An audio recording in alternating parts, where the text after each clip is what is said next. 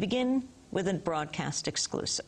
Last August, just weeks before fall classes were set to begin, Debbie Almontaser was forced out as the founding principal of New York City's first public Arabic language school. At issue were Almontaser's comments in the New York Post when she explained the use of the word intifada, or uprising.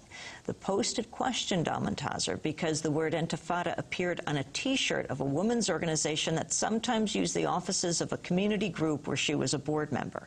The T-shirt had nothing to do with her school, the Khalil Gibran International Academy, but Almontaser came under right-wing criticism for not denouncing the use of the word intifada on the T-shirt. She stepped down days later.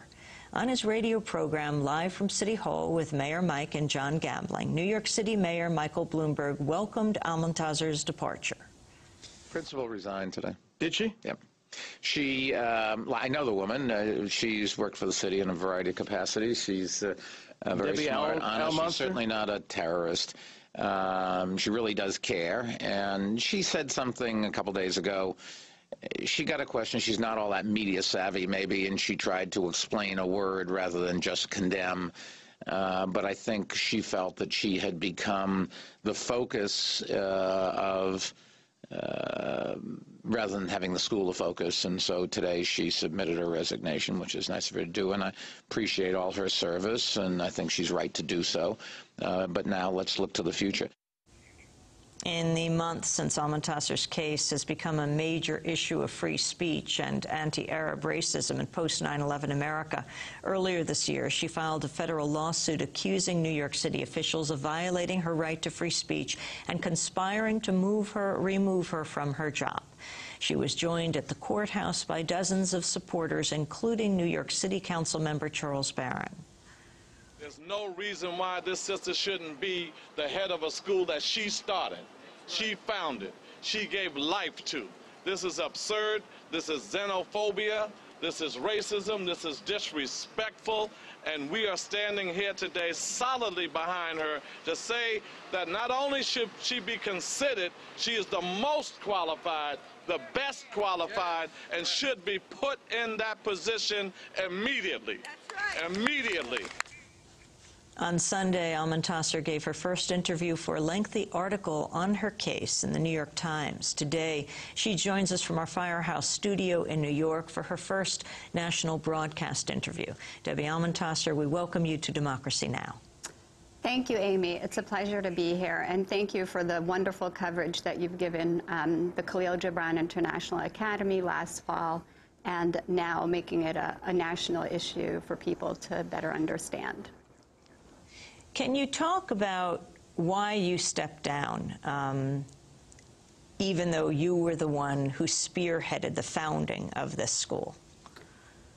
As you had covered earlier in August, the whole saga with the campaign smear against me and the New York Post interview, that week of August 6th, all of the support that I was receiving from the Department of Education, from New Visions for Public School, just became, unapparent, and I saw the withdrawal.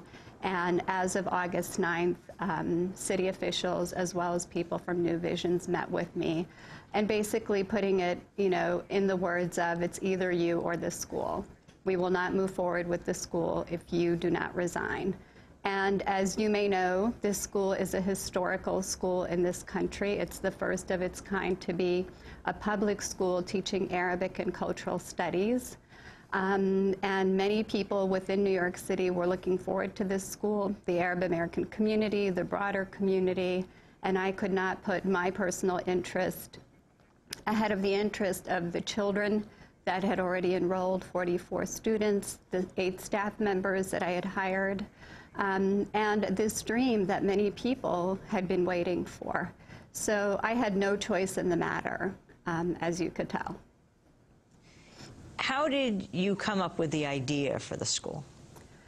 As highlighted in the New York Times article, the idea came from a New Visions representative who sought me out after speaking to people at the Department of Education, at the mayor's office, And the final place was on a grassroots level at a falafel stand in Brooklyn, where the last person recommended that he call me. And he called me, and I met with him, and we had a discussion. This was back in April of 2005, about the idea of creating an Arabic and Hebrew school, which later we were told by specialists in languages that we should focus on one language, and that would be Arabic, due to the fact that it's one of the most sought after languages in the world, and that there was tons of federal funding to fund K-12 Arabic language instruction in the United States. How does it deal with religion, the school?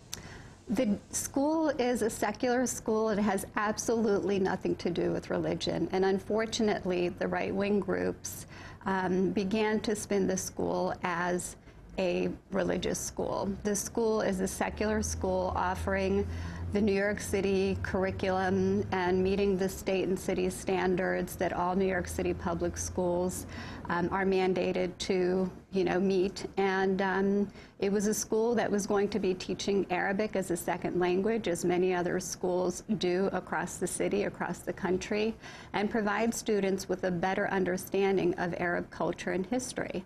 As you may know, anyone who seeks to learn a foreign language, to be effective and proficient in that language, they need to know and understand the cultural nuances and the history of the people to use the language effectively without offending the natives of that language. How did you build support for the school in the years leading up to it? After I was approached in 2005, I began to do an informal feasibility study with members of the community in New York City, local politicians, clergy of all different faiths, and the Arab American community, and getting them to see that this is an incredible opportunity to develop a school that would help people better understand the Arab culture, the Arab peoples.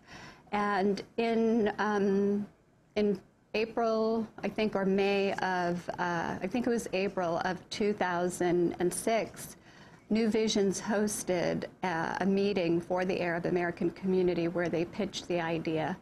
And after pitching the idea to the community, basically saying, this is your opportunity, we would welcome such a school.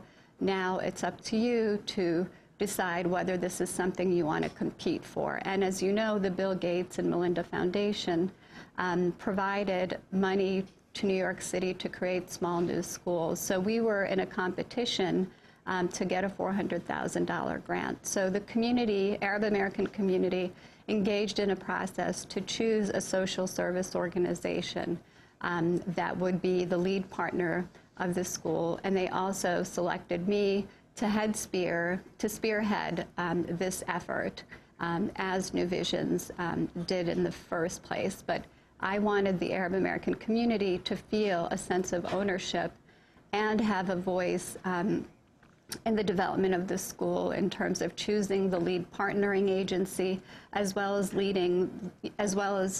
choosing the leader to head this project. Debbie Almontaser, we have to break, but when we come back, I want to play for you some clips of the neoconservative Daniel Pipes, one of the people who spearheaded the protest against you, and then talk about why you ultimately stepped down as the founding principal of the Khalil Gibran School.